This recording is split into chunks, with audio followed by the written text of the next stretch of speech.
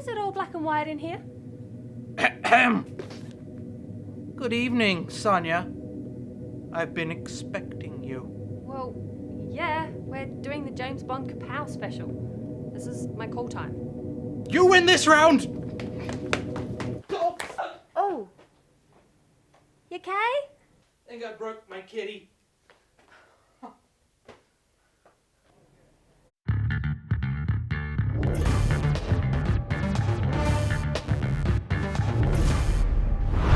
Hello and welcome back to Kapow for a special episode that we've had to keep under wraps and classified need to know. Isn't that right, Al? That's right, Sonya. We're here at King's Comics to do a spy special. I swear to God, if you keep doing Sean Connery voice, I'm going home. It's not the first time I've been told that. No. But yes, with the release of the new James Bond film Spectre, we decided it was time to dust off our license to kill and do an episode about all things espionage. To start with, we're looking at the original James Bond comic strip from 1958. We'll also be looking at issue 1 of a new James Bond series from Dynamite Entertainment.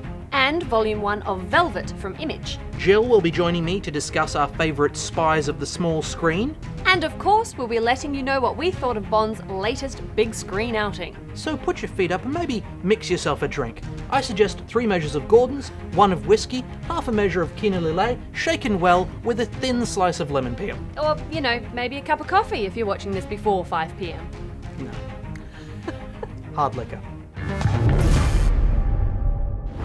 Although James Bond may be best well known these days from the series of movies, he did of course begin in print through the novels of Ian Fleming. Yep. And the first of those was Casino Royale, which was published in 1953. So it makes sense that Casino Royale was also the first Bond story to be made into a comic strip, running from July to December in 1958.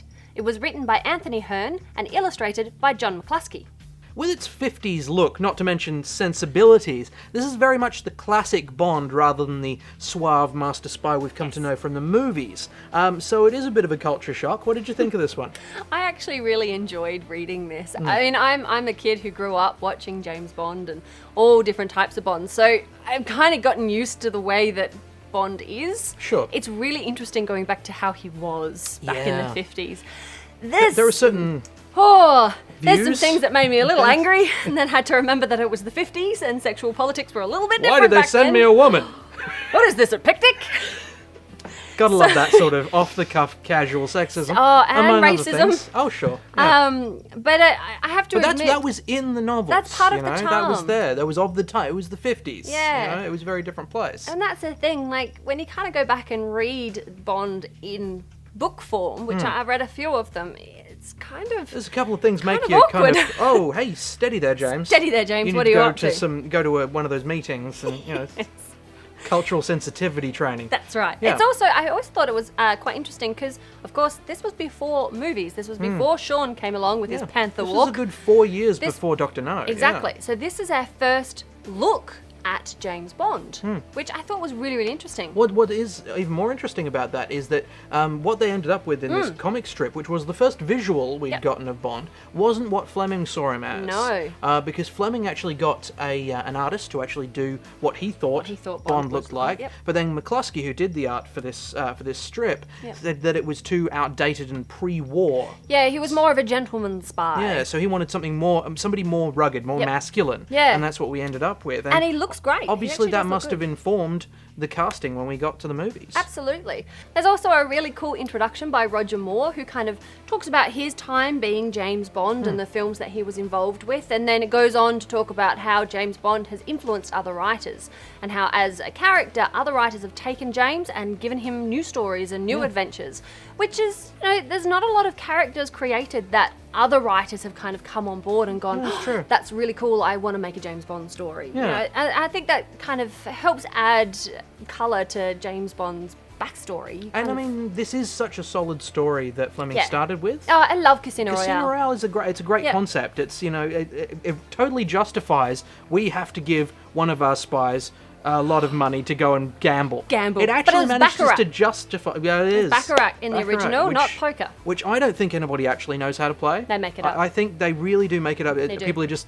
throwing out chips and going bonk, this 5. I win. Oh, damn, I should have said it first. I'll get you next round. I think that's what actually happens with Baccarat. Yeah. But it's a silly thing, but it totally justifies it in the context of this story. It really does. And there's Russians, and there's, Gotta love Russians. Gotta love being the Russians as bad the guys. bad guys. So it is a good, fun story. It is. It's also, because it was a 4-panel comic book strip, you got to get through stuff quickly Sure. in each section. So there's panels where it's like James Bond gets the information for his mission, and then the next one he's on his mission. There's no exposition. They don't actually They explain. don't anything. have Just time move for it. straight along. They just move on, which I kind of liked, because one of my biggest gripes is when people give me too much exposition. Sure. A little bit extra would have been nice, but they only had 4 panels. Yeah, so I mean, I think it's going. absolutely justified to just hand somebody a folder that says top secret on it, and Yep. the next thing you know, they're in like Jabrovia. You Yep. know, I think that's absolutely fine. The comic book was also a little bit toned down from the novel This as is well. true, There's a yeah. couple of distinct rewrites in the comic book, but it basically came because it was too dark in the novel. Yeah. I mean, the torture scene. The torture they scene they tone had down. to change a little bit, and well, it's one That of the classic line, line. that finished Casino Royale, Yep. besides the bitch is dead, which really, in a way, kind of that set the tone for Bond James from Bond, there yep. on. That was when he sort of put on this armor of hating everything. That's right, yeah. And in the novels, at least, that's sort of where he started Yep. from. But they couldn't really do that in like a Sunday morning comic strip. So she's dead. That She's was dead, what they yeah. toned it down to. Yeah, so I thought that was really interesting. Now, look, normally we give ratings for all of our reviews, but in the case of this one, it's a slice of nostalgia. It's a bit of history, so it's Yeah. kind of difficult to rate it, because if you aren't a big Bond fan, or if you only know Daniel Craig's movies, you're probably not going to get into this. This is it. But of course, if you are a big fan, if you've Yeah. got the box set and you've got the posters and you've got the cufflinks with the imitation lasers and you've got the whole thing, Yeah. the Omega yeah. watch, Ah, this brilliant. is absolutely going to be a good addition to your collection. Absolutely. There's a lot in here. There's some nice little sections about other directions that Bond has been taken in. There's a bit from Moonraker. There's a lot of good stuff in here that I think any huge Bond fan is really going to enjoy. So if that's you, then definitely snatch it up. Yep. Joining us now, we have Jill. Thanks for coming along. No worries, thanks for having me. And we are going to be talking about our favourite TV spies. Now, Jill, Yes. give it to me. What's your favourite TV spy? Alias. Alias. The greatest show of the early 2000s. It's a big call, but it's a very solid show. What made it definitely. such a big standout for you? I think it has all the elements of like a Bond film, but with a female lead, and it's just glorious. Sure. She kicks ass, she wears amazing costumes, and she goes to exotic locations that only take a couple of hours to get there. And okay, got it all. for the uninitiated though, give us a rundown. Give us the Okay. baseline of what Alias is about. Well, Alias is focusing on Sydney Bristow. She's recruited straight out of college into what she believes is the CIA, but is actually secretly an evil organization working against them. And then she realizes that her father is actually in on the whole secret and is a double agent too, and that's where her allegiances sort of change and she becomes a double agent for CIA. There you go. And Yeah. that is pretty much, I'm pretty sure that all happens in the first episode as Yes. well. Which, if you start with that many twists and turns, there's dead fiance, there's people who are not who she thought her father Yes. worked as a guy who sold airplane parts. Yeah. And turns out he's a double agent working for the CIA. It's a definitely heck of a lot to exciting. start off with. Yeah, yeah. And it doesn't let up with that twisty-turniness No, as the show went on. definitely not. And I think that's what's so intriguing about this show. It kept you coming back after seasons got a little bit wacky. So, Yeah.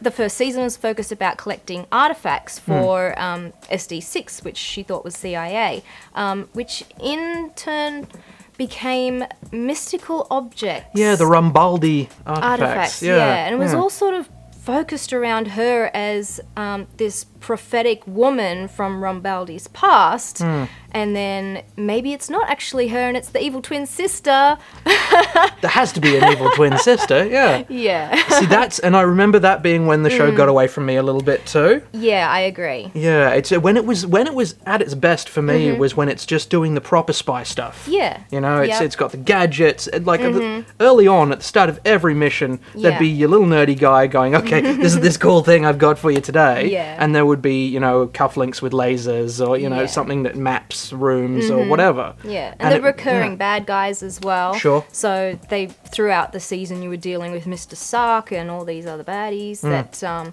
were sort of all a part of this one organisation. And I think that sort of managed to hold it together when you were sort of wondering what is actually going on right now. It had some cool stuff to it that, for me, one of the things that I thought really took it above just like James Bond, but with a woman, it actually became really quite clever in how it trotted the plot out. You know, there were people who had been there in the core cast from the start, who then turns out they're evil, you know, and stuff like that, which I hadn't really seen done before. And I now see in stuff like, if you see any of the Blacklist, I see that as quite inspired by shows like Alias. Yeah, definitely. I think J.J. Abrams, who directed and produced this show, who's gone on to such amazing things, really started the foundation with this sort of stuff on TV and in movies as well. So it really had an amazing beginning. Yeah. So there you go. Alias, the show that brought us lens flare.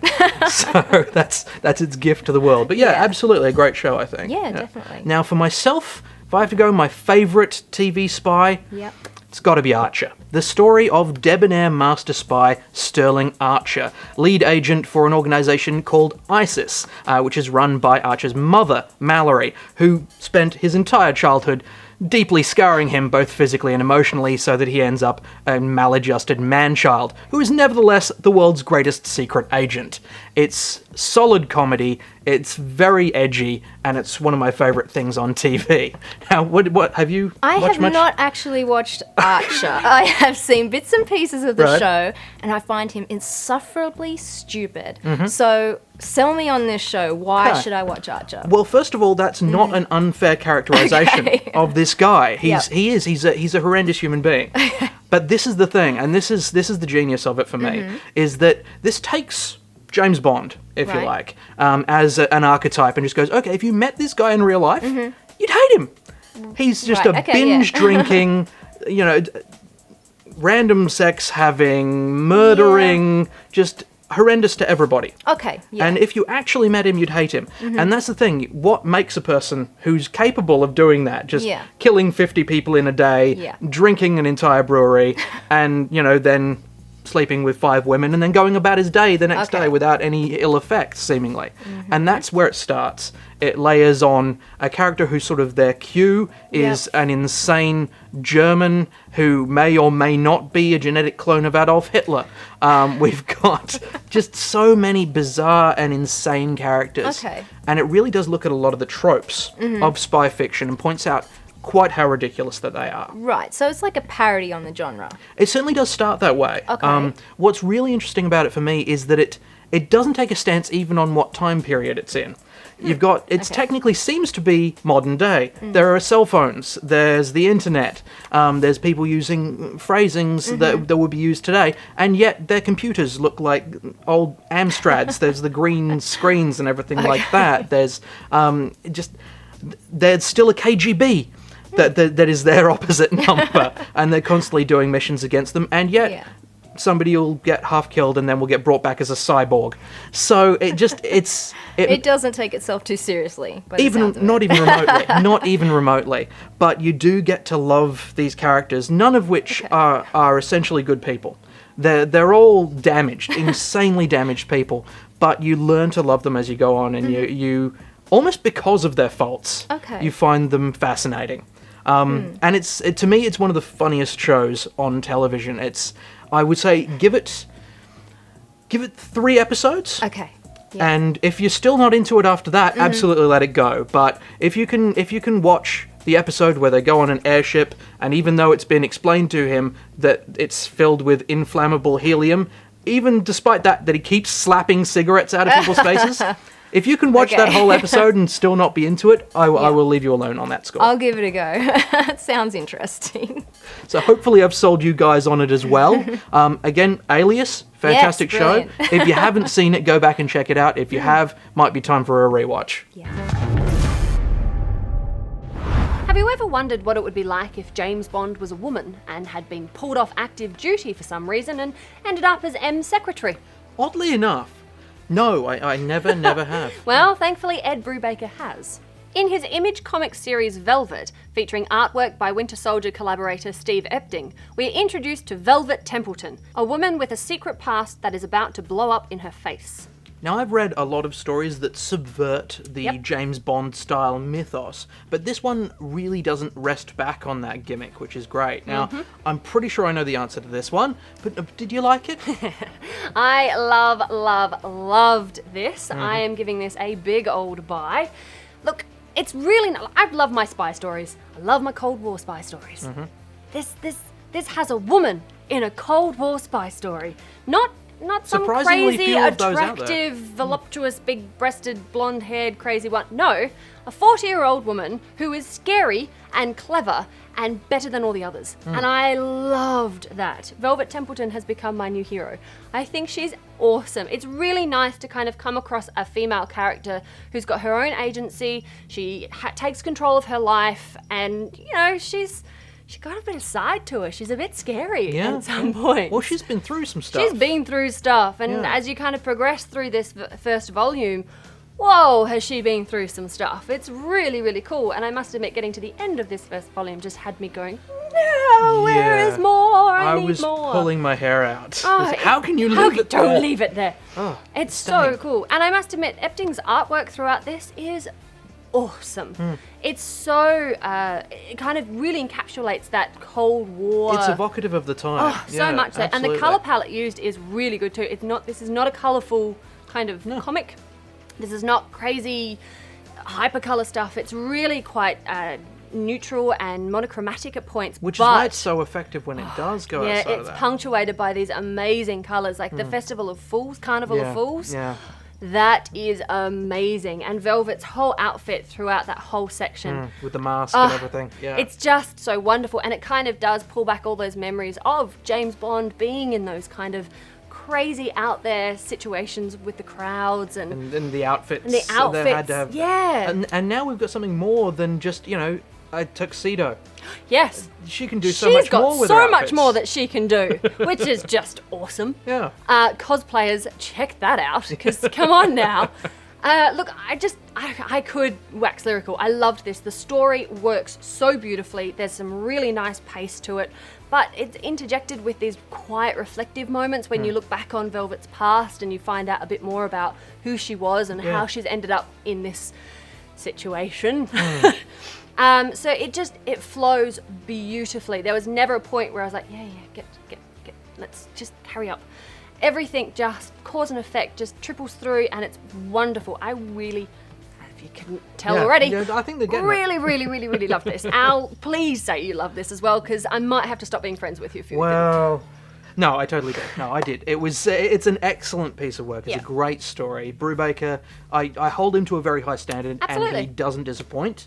As I said, I've seen a lot of stuff that does almost lampoon and spoof the Bond thing, and you do start this thinking it's going to be doing that, because it starts with the guy, you know, your classic gentleman spy in the tux, shooting some guys, jaw. jumping out the window, doing the cool stuff. Off he walks very casually down to his car, doing his bow tie, gets shotgunned in the face, and that's in the first 2 pages.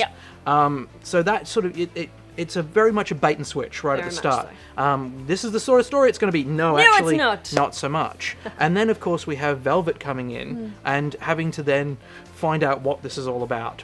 Who betrayed this guy The agency, that she quite liked while he was around. Yes. She's a fascinating character. Like you said, it's great to see a mid-40s woman who's just getting it done. And I was really impressed by how they dealt with her sexuality in this, because she does have sex. Absolutely.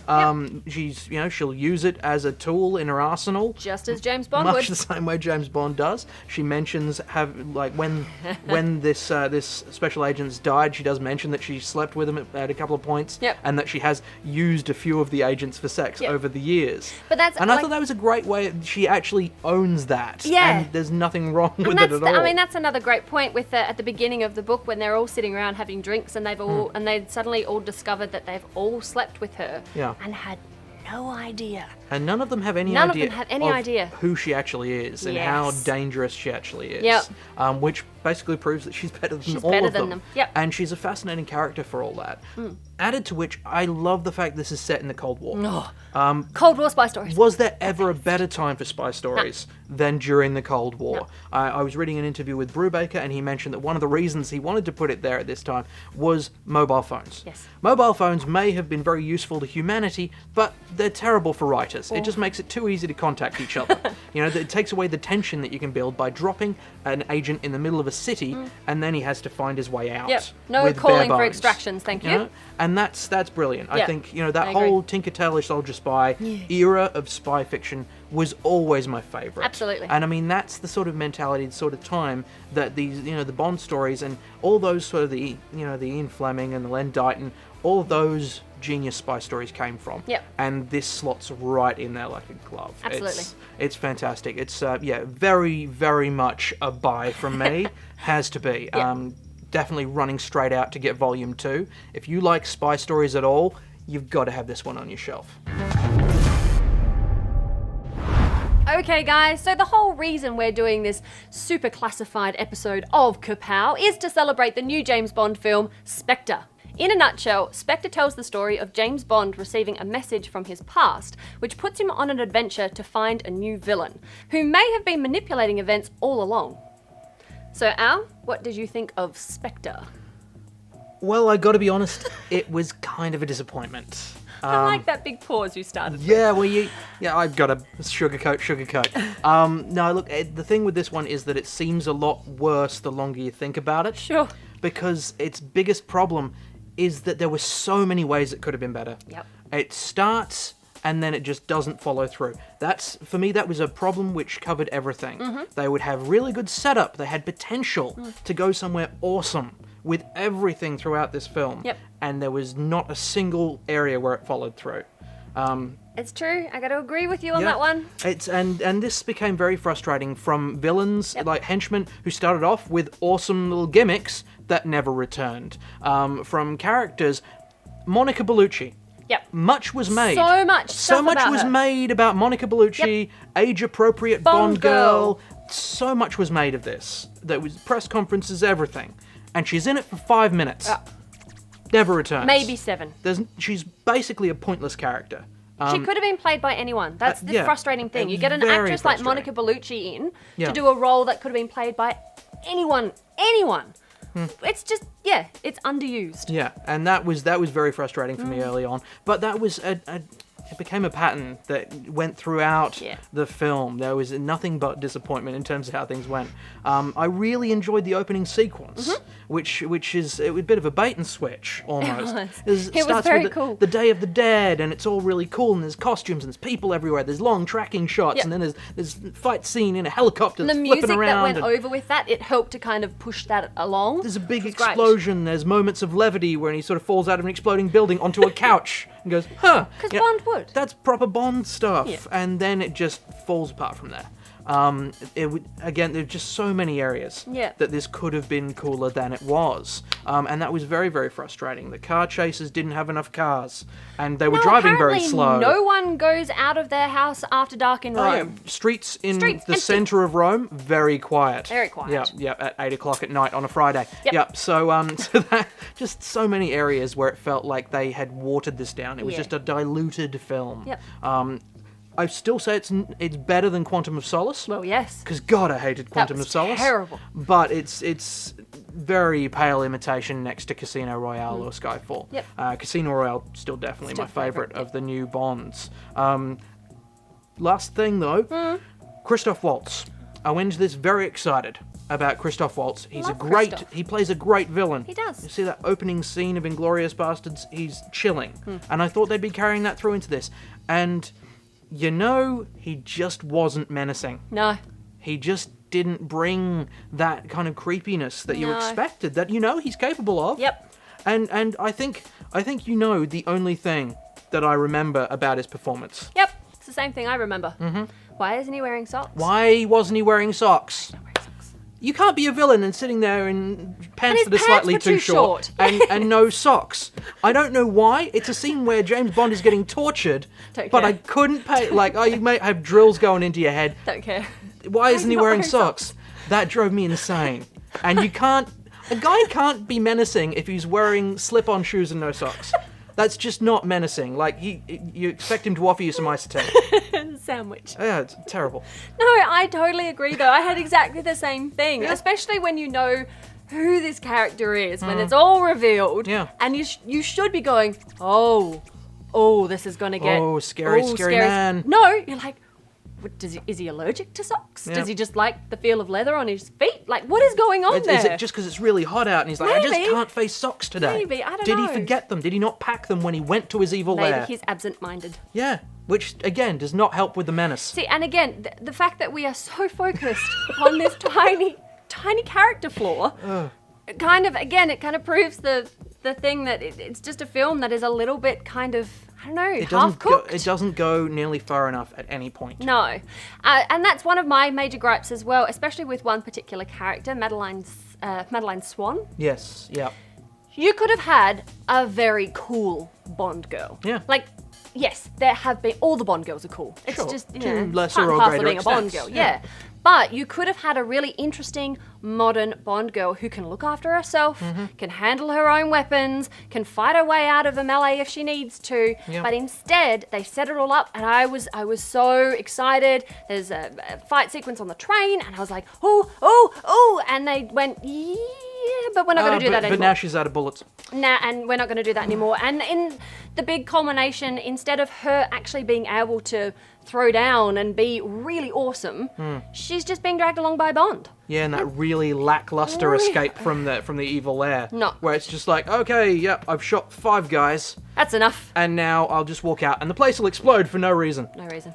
That was actually That could really have been a long, frustrating for me. drawn-out, awesome sequence where they're covering each other's backs. Lots of cool stuff could have Lots happened. of cool stuff could have happened. Again, they had the setup, no follow-through. Yep, absolutely. Look, it sounds like we're really, really down on this Yeah. film. And the thing is, I did come out of it going, that was fun.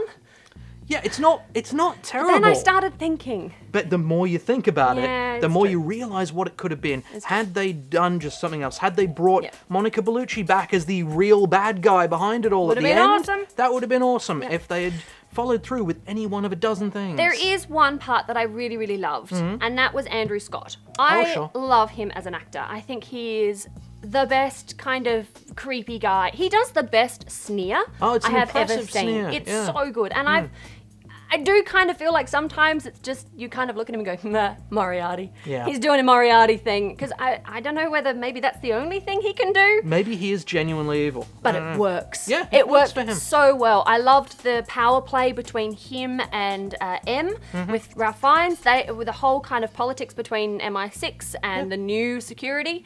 I thought that was actually really cool. They worked off with each other really, really well. But again, it was one of those things where like it's a tiny aspect of a Bond film that Yeah. worked. The whole Bond film should have worked. Yeah. So it's if you can somehow restrict yourself to just what's happening when you're watching it, you may actually really enjoy it. Yeah. It was only Don't get because sidetracked we by the lack kept of on socks. going. This could go somewhere. This could go. This This could. Oh, I bet they're gonna. Okay, so eventually, no. Okay, none of that's gonna happen. No. Okay. But Okay.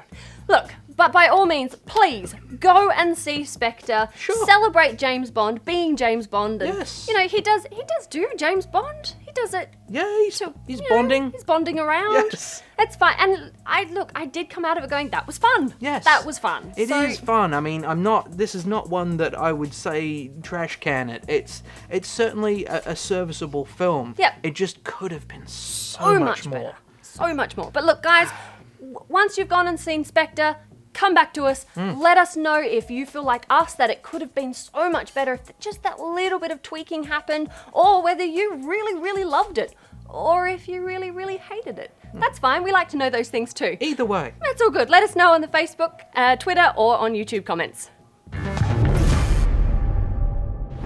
Earlier in the show, we took a look at the oldest comic interpretation of James Bond, so it seems appropriate now to take a look at 007's latest appearance in panels. Written by Warren Ellis with art by Jason Masters, the first issue of this new arc, entitled Vargr, brings us a traditional James Bond, but in a contemporary setting.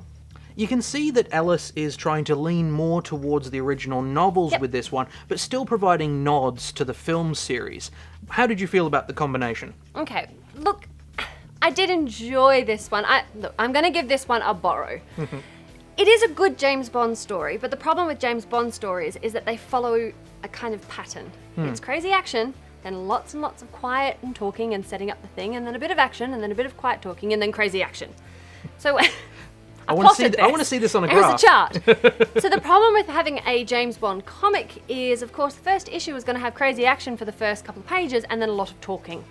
And you're not actually going to get to the meat of the Bond story until kind of maybe issue 3. And that's going to, I think... He'll probably sleep with someone in issue 2. Well, yeah, it's James Bond. But I think that's going to put a lot of people off, because it does start with an amazing action sequence. Really, the cold action sequence is always great for James Bond. And it kind of does set up that this is a ruthless Bond. This is not your friendly, witty kind of Bond, but a guy who, will get it done as bloody as he can kind of thing. Yeah. But then, you got Bond coming back to MI6, and there's a lot of talking and a lot of kind of setting up the case and setting up, you got to dress down Bond because he's gone off on his own again. Yeah. It's just not a Bond story unless he gets a bit of a telling off. Absolutely. Up top. And Yeah. I must admit, I did love that whole page of him being called into M's office. He gets called into the office, and then you've got 2 panels of M just reading and not talking to Bond at all, and Bond sitting there going... And then finally, the final panel is basically M saying, you did it again, you went off on your own. You can't keep doing this. And I liked that, because it did give a nod to that James Bond kind of aesthetic. I also like the Bond that Ellis has written, and the way that everybody reacts to him. He kind of comes in and has his little witty rejoinder to Moneypenny, who basically shuts him down, because, he's really good at his job, but everyone's kind of over him. He's just so self-satisfied. He's just M is kind of a little bit, you got to stop doing it. Moneypenny is a bit like, just go in, I don't want to talk to you. Q is a bit kind of, yes, give me your prostitute's weapon, which is what he calls Bond's gun. Yeah, he's quite dismissive. He's so dismissive. Q in particular just gives him a bit of stick. Gives him a bit of stick, which I kind of like, because you would. You got to work with this guy. Anybody who takes themselves that seriously, you'd just have be to like, make fun of "Come them. In on." a contemporary setting, that's how you would do it. Exactly. So I did like those elements, but like I said, the pacing of it is very, very slow, and I think that's going to put some people off. The artwork is great. The color scheme throughout is really good. There are some static panels, which kind of does... Unfortunately, kind of you flick past them a bit, and it does kind of put you off a little bit. But yeah, overall, I think this is one that will work really well as a trade, because you get to read that whole story. You get to go on the James Bond kind of arc with him, rather than kind of reading a bit and going, oh, and then reading a bit, oh. And I think that's going to put some people off. So ultimately, it's a borrow. I do think you should check it out, but maybe wait till it comes out in trade. Al, are you the same? Or? Yeah, I'm similar. I am going to go with a borrow on this one. I did really enjoy how it started. It goes with that classic cold open. Yeah, exactly. There's a guy running, presumably from Bond. Bond shows up, chops his fingers off with a spade. All that sort of cool stuff. Cool. Right up top, ends with a sort of a circular thing with him saying, I'm 007. That's all cool. I was on board with that. The things that I didn't like, I understand why they're there. Yeah. I understand what Ellis is doing. He is trying to continue with this character and make it true to Fleming's vision of the character, but in this contemporary setting. So you can't really have the same sort of casual racism, sexism that Bond had back in the 50s. Then. But he's got to have a modern version of that. Yes. So he does still have some of the same views, but he'd be more enlightened in terms of race and things like that. Yep. But yeah, you see, James Bond sitting in a cafeteria drinking a bottle of water. My brain hurt I thought just that was seeing funny. that happen. And I understand why it's being done, but it just, a lot of the domesticization, if that's a word, it is now, of Bond in this kind of put me on the back foot. Fair I mean, enough. he's going after drug dealers Where's the guys with super lasers? No super lasers. And- Well, we don't know. There could be super lasers in issue 3. Well, I hope so. I don't know. There was just things like references to his caseload and having to take over 008's caseload. Yeah. Bond never struck me as having a case. He's not a cop. Yeah. He gets He doesn't brought write in because reports. there's this Honduran general who has a robot that makes gold out of orphan tears. I don't know. Something. That would be a weird I should write a Bond. Bond film. But I don't know. It seemed a little too domestic, a little too. I understand what he's doing because it's a different world now, and he's trying to be true to that. Yeah. So I'm sure once it gets more fully into the adventure, it'll pick up and it'll probably be much more exciting. And it is one of those things because I do have faith in Ellis's writing of Absolutely, Bond. It's yeah. just, and again, it's one And of he's those a things. Brit. He's a Brit, Nobody's who going to better? have as much respect for Exactly. the source material. Yeah, exactly right. So, look, I think, I'm going to give it a look once it's in trade. Yeah, because absolutely. I reckon it it's- will work really well. It's just too much of a culture shock for me to be completely on board with it this early on. But once I have time to see the whole arc, I'll give it another go and see what I think of it then. Absolutely. So, guys, if you've picked up issue number 1 of Vargr, let us know what you think. Did it kind of hit the right 007 for you, or was it a little bit slow? Well, that's all we've got time for today, guys. Yes, but before we go, I'm going to have to ask the question that has plagued mankind going all the way back to the 60s. Who is your favourite Bond? No, that's a really hard question to answer. I know. That's why I asked it. Okay, all right. Look, I do love Daniel Craig. I like what he's done with Bond lately. But if I had to pick one, just one, Yeah, and you do. gotta be Sean Connery.